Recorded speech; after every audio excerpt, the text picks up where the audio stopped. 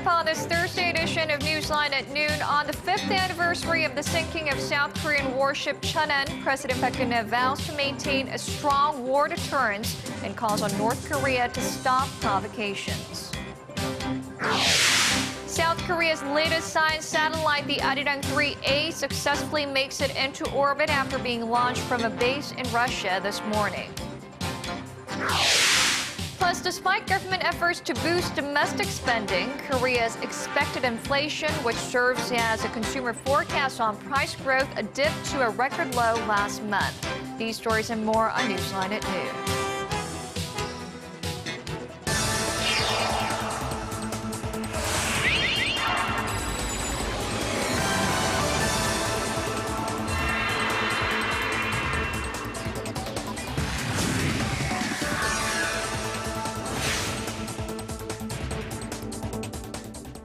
It's noon Thursday, March 26th here in Korea. Thanks for tuning in. Live from Seoul, I'm Eoh Jin-joo. It's very good to have you with us. I'm Mark Broome. Today, March 26th, 2015, marks the 5th anniversary of the sinking of the South Korean warship Cheonan by North Korea. Well, Pyongyang continues to deny responsibility for the attack that killed 46 young sailors. President Park Geun-hye spoke at a ceremony marking the anniversary this morning and urged North Korea to give up its provocations. Cheonan reports.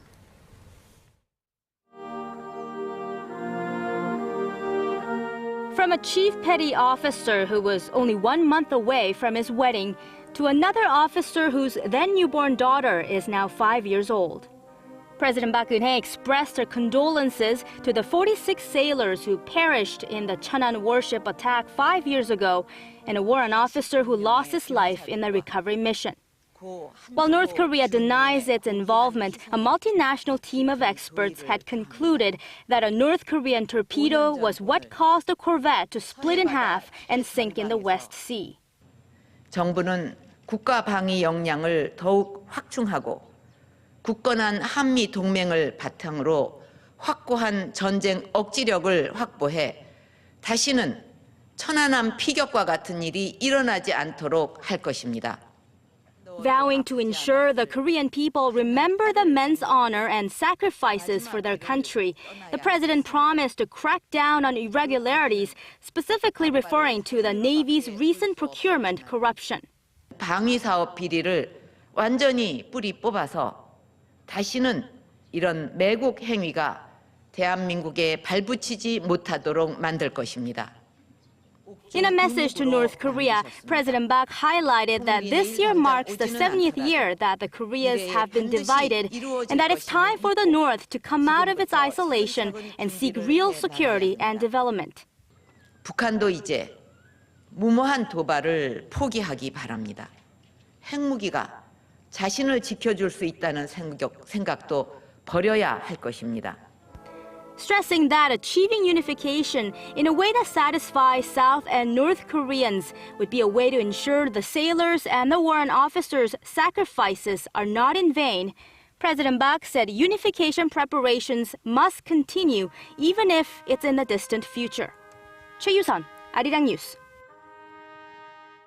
The leaders of Korea's main political parties also attended the Cheonan Memorial Ceremony in Daejeon this morning. Now, ahead of the solemn event today, though, the parties have been clashing over the main opposition party's past reluctance to officially point the finger at North Korea for the sinking. Park Geun-hye has the story.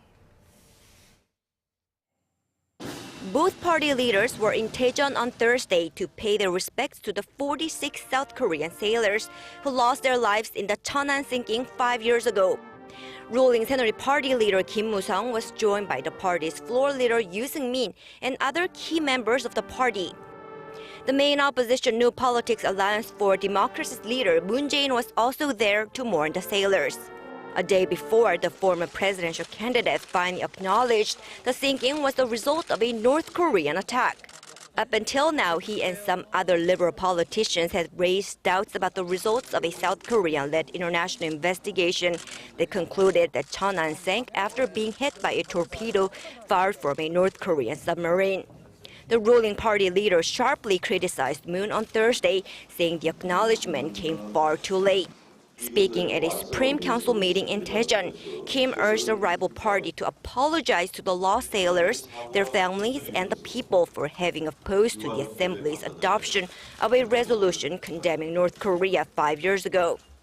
Experts say Moon's recent emphasis on security issues and his change of views about the Cheonan sinking reflects the Liberal Party's efforts to embrace conservative voters ahead of next month's by-elections and general elections next year. Park Ji-won, Arirang News. The top U.S. military officer is in Seoul on this Thursday for talks with his South Korean counterpart. General Martin Dempsey's trip comes amid the heated controversy over the possible deployment of the U.S.-made THAAD missile defense system to South Korea, and attention is on whether the issue will be discussed at Friday's talks. Hwang Seung-hee reports. Will the top U.S. military officer address the possible deployment of a controversial U.S. missile defense system during his visit to Seoul? During his 3-day stay, General Martin Dempsey, chairman of the U.S. Joint Chiefs of Staff, will hold talks with his South Korean counterpart Cheonan and meet with President Park Geun-hye and Defense Minister Han Min-gu. South Korea's Joint Chiefs of Staff said the military officers will discuss pending issues, such as transferring wartime operational control and responding to North Korean threats. It stressed the deployment of the Terminal High Altitude Area Defense Battery, also known as THAAD, is not on the agenda. Ahead of the visit, which also took him to Japan, Dempsey said the U.S. is making progress on an integrated air and missile umbrella defense system with Seoul and Tokyo. The remark fueled speculation that his trip is aimed at bolstering Washington's trilateral missile defense cooperation. The two allies say there have been no official talks about deploying THAAD on South Korean soil. But Washington is pushing the issue, saying THAAD will defend the South from North Korea's nuclear and missile threats. Seoul is more cautious as its neighbors, namely China and Russia, have voiced opposition, saying it threatens their national security. Even if the issue doesn't come up this time around, pundits say speculation will rear up again when U.S. Secretary of Defense Ashton Carter visits South Korea early next month. Hwang Seung-hee, Arirang News. The Korean government has hailed last weekend's trilateral foreign ministers meeting in Seoul, calling it a great achievement for Korea, China and Japan as part of overall efforts to foster cooperation within the region.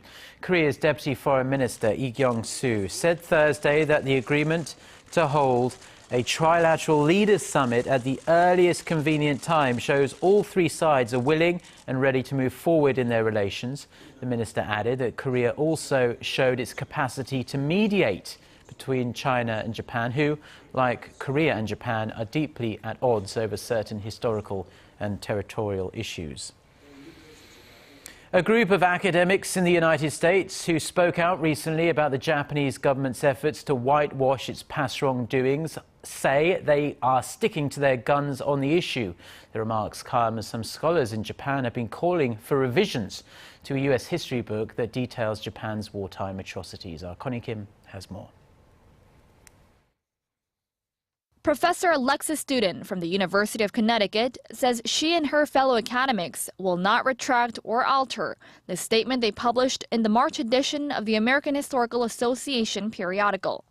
The statement said that no government should have the right to censor history and accused the Abe administration of questioning established history. Student told Seoul-based Yonhap News Agency Tuesday that her group will continue to support academic freedom for people engaged in researching and teaching history. She was responding to a group of Japanese scholars who demanded last week that U.S. publication McGraw-Hill revise a history book's description of Japan's military sexual slaves. Historians estimate some 200,000 women, mostly Korean, were forced to work in brothels for the Japanese military during World War II. Japanese Prime Minister Shinzo Abe also claims there are errors in the history book, which is used in classrooms. Earlier this year, Abe said he was surprised to see how the American textbook described the sexual enslavement issue and pledged continued efforts for changes. His administration continues to deny state responsibility for the country's past atrocities. Japan's latest claim follows a string of revisions the country has been issuing about its wartime atrocities. Connie Kim, Arirang News.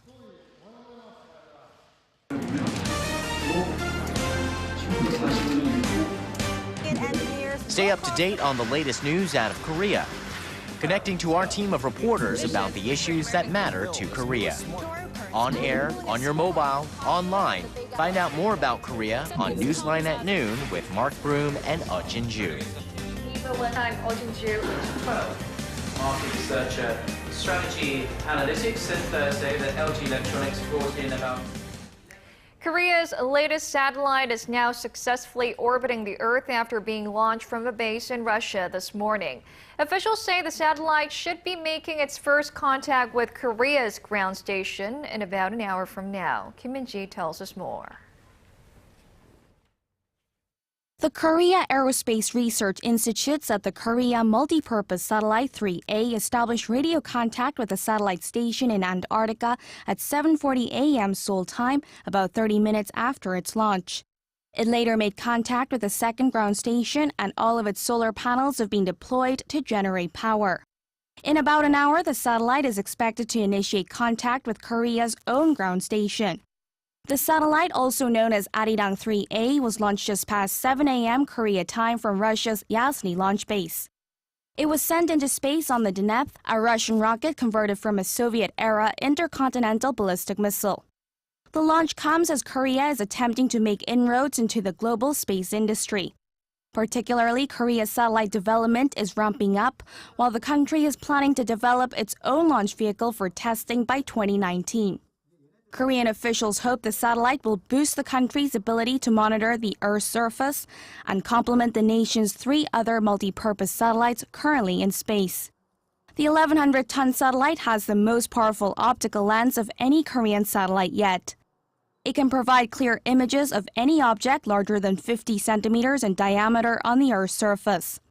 It's also equipped with an infrared sensor that can monitor volcanic movements or forest fires. The Arirang 3A will circle the Earth 15 times a day for the next 4 years. Kim Min-ji, Arirang News. Now, despite the government's aggressive stimulus measures and rate cuts by the central bank, Korea's consumer confidence continues to remain sluggish. The Consumer Sentiment Index dropped this month with no signs of inflation moving back to the central bank's target band. Hwang Ji-hye has the details. Korean consumers' inflation expectations for the next 1 year came in at a record low of 2.5%. It also marked a 0.1 percentage point drop from a month ago, as policymakers see expected inflation as a window into future inflation. Forecasts are growing that the central bank is going to fall short of its inflation target band of 2.5% to 3.5%. The slumping expectations for prices to increase come after the central bank cut its key rate 3 times over the last 8 months as a means to prop up ailing domestic consumption and revitalize the economy. And despite such efforts, there are no signs of improving consumer sentiment either. Consumer sentiment has been on an upward trend this year, but that came to an early end in March.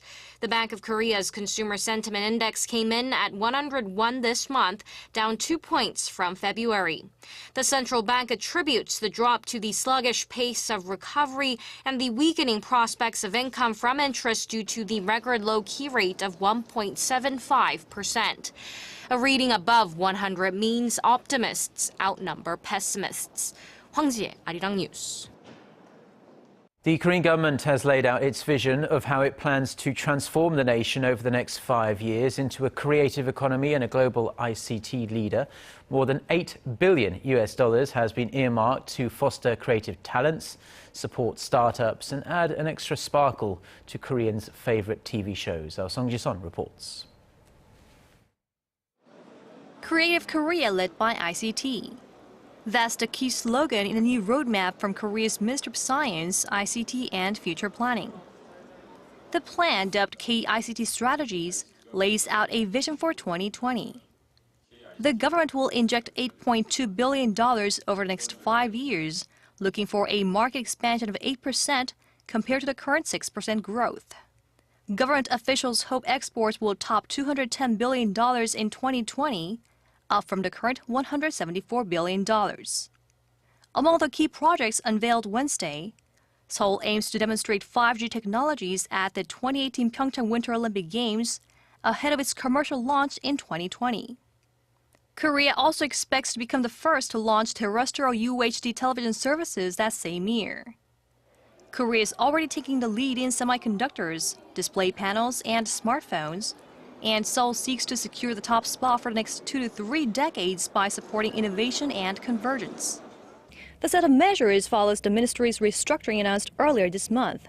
The moves were made to better adapt to the fast development of the ICT industries and to take prompt actions to achieve its initiatives in President Park's creative economy drive. 송지선, Arirang News.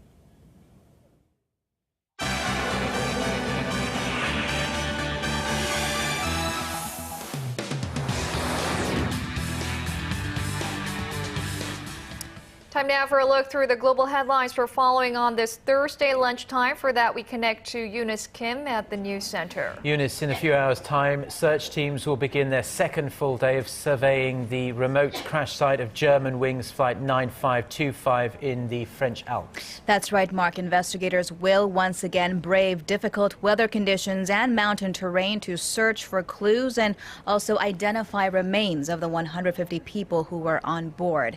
This as the first of the 2 black boxes retrieved, the cockpit voice recorder reportedly holds some shocking data on the final moments leading up to that devastating crash. Our Kwon-soa has the story. Some valuable data has been retrieved from one of the 2 black boxes on the ill-fated Germanwings plane. The cockpit voice recorder was found a few hours after Tuesday's crash. It is damaged, but it is possible to reconstruct the black box in order to examine it in the coming hours and determine a number of details about this catastrophe. Early reports say that the retrieved recording suggests that one of the 2 pilots may have been locked out of the cockpit in the lead-up to the devastating crash. The New York Times has an unnamed source from the investigation saying you can hear one pilot lightly knocking, then hitting the door more aggressively, trying to smash it down. What's known so far is that the plane did not descend suddenly. It was drastically but consistently falling. However, authorities say it could take weeks or even months for full results, as the precise timing for all the sounds and words has not yet been deciphered. The casing of the second black box has been found, but not the recording device itself. Meanwhile, Germanwings is supporting the families of the deceased as they promise to take them as close to the crash site as possible. A counseling unit has also been set up. On Wednesday, local time, leaders of the 3 most affected countries, French President François Hollande, German Chancellor Angela Merkel, and Spain's Prime Minister Mariano Rajoy paid their respects to the victims at the search headquarters. Kwon-soa, Arirang News. On to other news now. Saudi Arabia has launched an aerial campaign against Houthi rebel targets in Yemen, including those in the capital of Sana'a, backed by a coalition of over 10 countries. That is according to the kingdom's ambassador to the United States, who explained from Washington Wednesday that the operation was meant to protect and defend the legitimate government of Yemeni President Abed Rabo Mansour Hadi, who has been on the run from fighters allied with the Houthis.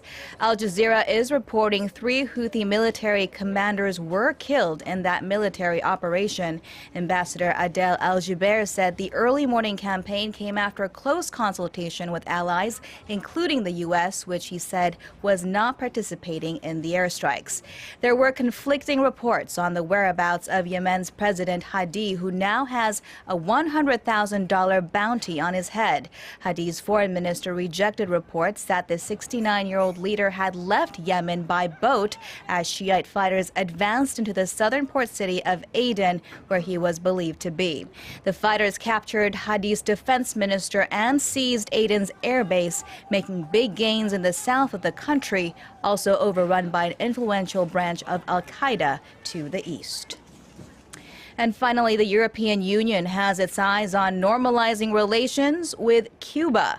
EU's foreign policy chief Federica Mogherini in Havana on Tuesday met with Cuban President Raul Castro and Foreign Minister Bruno Rodriguez. She said both sides agreed to reach normalization agreement by the end of this year and intensify negotiations to reach that end, while also discussing human rights concerns.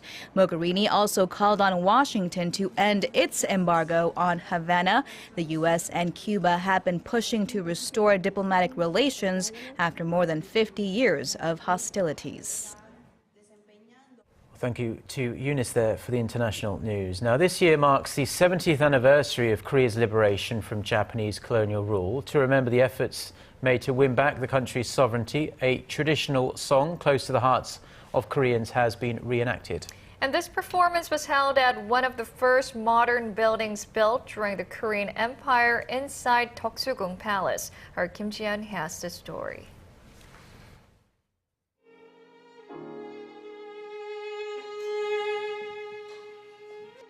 This traditional Korean folk song called Mongunpo Taryong expresses the hopes and dreams of lovers who await to be reunited.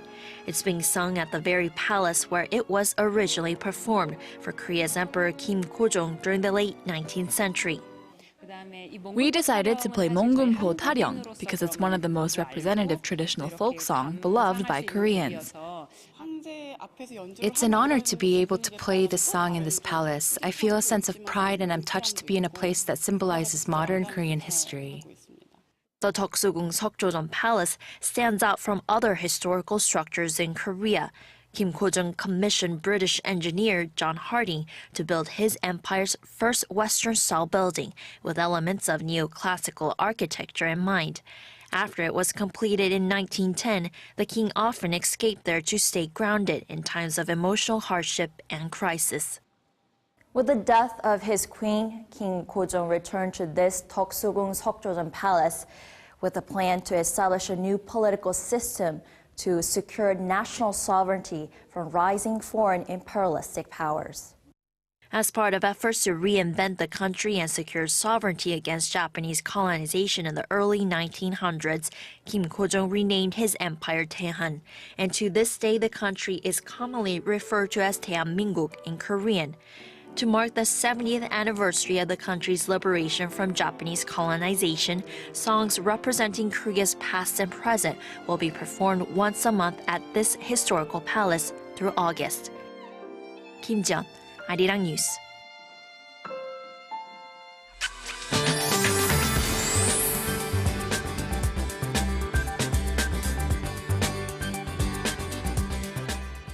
Good afternoon. We've got a typical spring day ahead with lots of sunshine. From a single-digit morning low, the afternoon is warming up with highs getting into mid to upper teens across the nation.